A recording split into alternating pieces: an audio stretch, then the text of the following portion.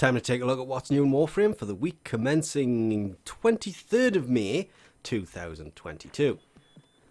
Nightwave apparently refreshes in 0 seconds, but it's complete 8 zones of Elite Sanctuary Onslaught and complete 4 halls of Ascension on Lure for the Elite Acts. Normal Acts: catch 6 rare servo fish in the Orvalis, kill 500 enemies, which, to be fair, you should be able to do while doing that fairly easily. Help Clem with his weekly mission, kill 30 Xmas enemies, again, easily done while doing that. And complete 5 different bounties in the Plains of Eidolon. So all in all, actually very, very easy. Halls of Ascension, maybe the time-consuming one of these. Rare servo fish, I believe it's the cave at the far south.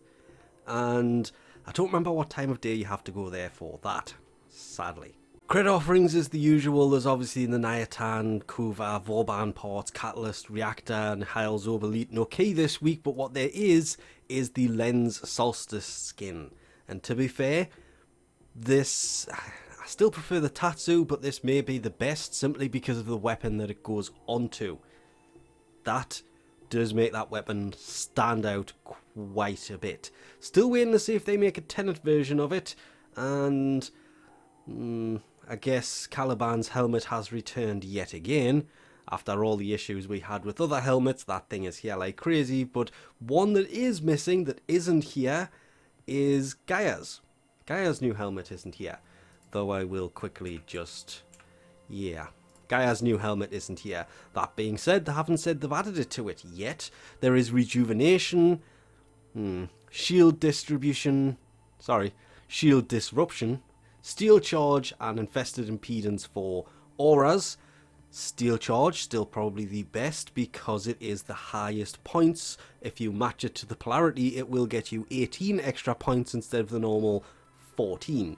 There is the Heck Desert Camo Skin Blueprint, the Sindo Manticore, keep going to say that wrong, Skin Blueprint, the Dark Sword Blueprint. This is of course for the actual Dark Sword itself that, to be fair, is much better these days than it was when it first came out. So if you don't have it, might be worth picking it up.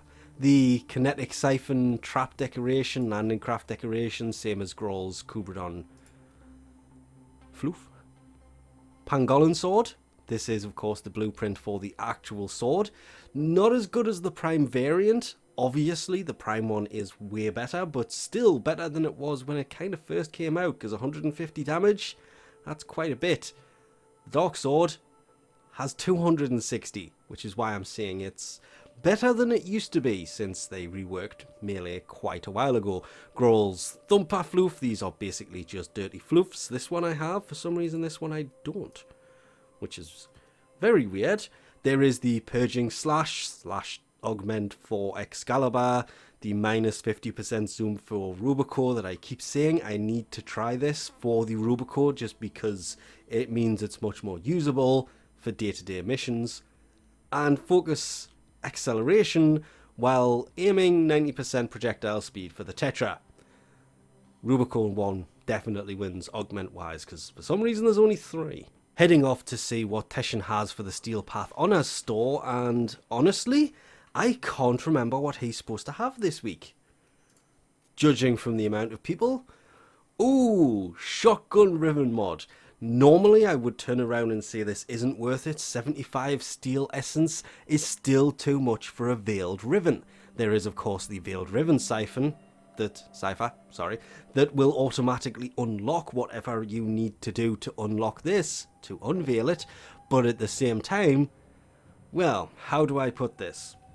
They haven't confirmed that the missing weaponry for the Incarnate stuff, one of them's going to be a shotgun, but one of them might be a shotgun.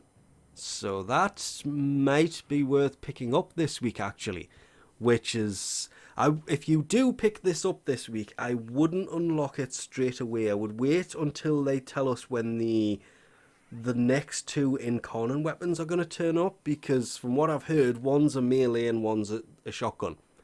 So, and that's not from Digital Extreme, this is just what I've heard people say they are. I cannot remember. They did show some of them a long time ago, but I just can't remember what they actually were. So one could be a shotgun. Everybody says they are, so I'm just going by what everybody says, to be honest. But I would keep it until that actually comes out. If it is coming sooner rather than later, that could actually be worth it. And strangely enough, you massively expected, no Eurelian action glyph still down here. Not to mention the fact, where's the Gaiaran action glyph? Of course, if you have Helminth's Invigoration segment, these have also changed now, which means not just what will go onto each frame, but the frames themselves have changed. And don't forget, every 10th Invigoration, it mutates that allows you to basically put any of these, and I mean energy max and ability range on Rhino, could be really ability strength. There you go. 200% ability strength on the right frame. That would, I'm thinking with Elite Sanctuary Onslaught, if I put that on Equinox, she would annihilate all. Melee damage could also be really, really useful, but that sprint speed, oh, if you stick that on Gauss, however you want to pronounce it, yeah, he becomes a lot quicker than you might think he would be. But of course, that is assuming you have the 10th Invigoration ready, and these will be different for every player anyway. So with that, I think we'll leave this off here while I continue trying to fix Rhino because he's been broken for so long. Thanks for watching, and I'll catch you next time.